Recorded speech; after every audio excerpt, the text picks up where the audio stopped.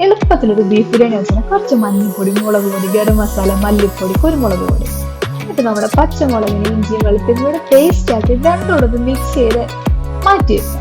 എന്നിട്ട് നമ്മുടെ കുക്കറിലേക്ക് കുറച്ച് സവാളയും തക്കാളിക്കും ബീഫും എല്ലാം ഇട്ടൊന്ന് വേവിച്ച് ആവശ്യത്തിനുള്ള വിസിൽ വന്നതിന് ശേഷം ഓഫ് ചെയ്ത് സൈഡിലേക്ക് മാറ്റി വെക്കാം.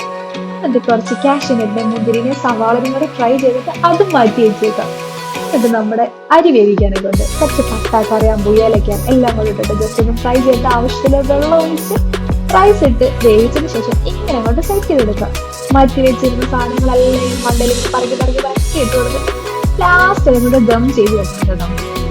എന്നിട്ട് ഒരു സലാഡ് കൂടെ, കുക്കുംബർ, അതുപോലെ ടൊമാറ്റോ, ഓണിയൻ, ക്യാരറ്റ് ഇത് ഇത്രയും ഇട്ടിട്ട് കുറച്ച് തൈര് ഒഴിച്ച് ഉപ്പും ഇട്ട് കുറച്ച് പെപ്പർ പൗഡർ ഇട്ടിട്ട് നമ്മൾ മിക്സ് ചെയ്ത് കഴിഞ്ഞാൽ വെറുതെ വേണമല്ലോ ഈ സലാഡ് കഴിക്കാൻ കേട്ടോ.